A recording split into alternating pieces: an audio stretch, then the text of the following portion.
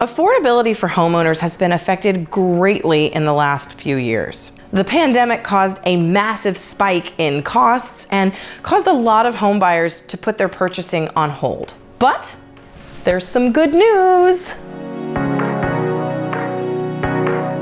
There are three main factors that affect affordability. The first is mortgage rates. Mortgage rates jumped to 7% in the fall of 2022. In February of 2023, we saw another little uptick that took us almost back to that level, which is the highest rates we've seen in just about 20 years. And when interest rates go up, it affects affordability because it affects your monthly mortgage payment. If you're buying a home at a certain price and the rates go up, so does your monthly payment. And according to a senior economist at Realtor.com, he explains, let's celebrate some good news. Mortgage rates are down.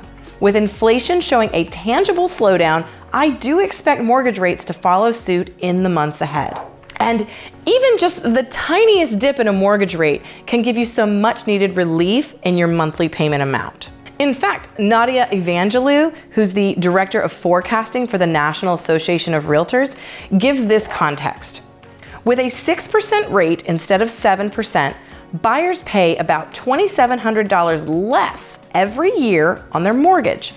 As a result, owning a home becomes more affordable to about 1.4 million more renters and 4.3 million more homeowners. So as the monthly budget for a home becomes a little bit more attainable, the second thing that is affecting affordability right now is the prices of homes. Prices shot up dramatically during the pandemic. And now that we're coming away from the frenzy of the pandemic, prices are starting to settle. Some of them are dropping and some of them are holding steady, but we're not seeing massive increases. When discussing home prices for 2023, Lawrence Yun, the chief economist at National Association of Realtors, says, after a big boom over the past 2 years, there will essentially be no change nationally.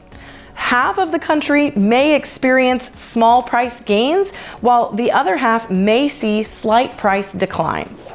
So while some areas will see prices flatten, others may see a slight uptick, others may see a slight dip, but there doesn't seem to be any major movement in either direction as we stabilize. And a lot of it depends on your area, but the big thing to take away from this is that the price appreciation has normalized. A lot of it depends on your area, but the main takeaway from this is that home prices are settling and the appreciation we saw of 2020, 2021 into 2022 of 10, 20, 30%, that has gone away and prices are going to more effectively stay where they're at with a moderate to normal appreciation.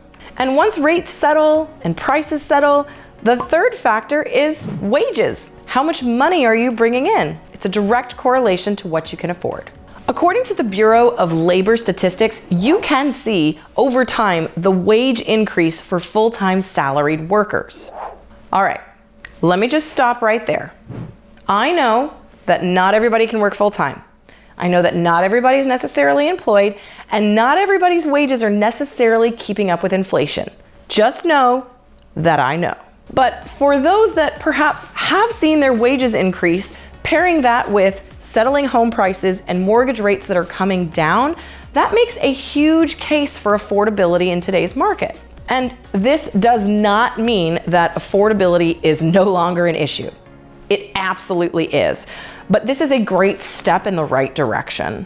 Because the first step was to calm down the price increases of houses. The 10 to 20 to 30% year-over-year appreciation was making it impossible for people to enter the market. And now that we've seen the rates tick up, that has slowed down the buyer frenzy. So you kind of have to compromise on either side.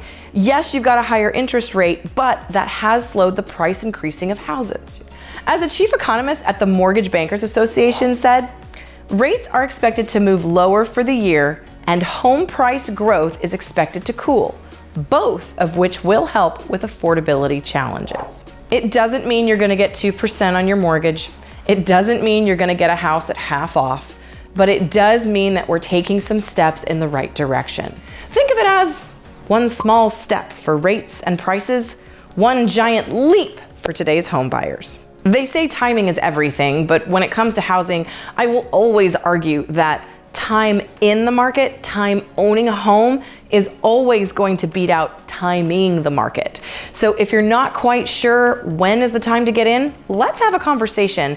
It may or may not be the best time, but if you're strictly waiting so you can get a super low mortgage rate like people did in 2020, it's gonna cost you a lot more than you think. I'm Lindsey Johnson, your resource for all things real estate.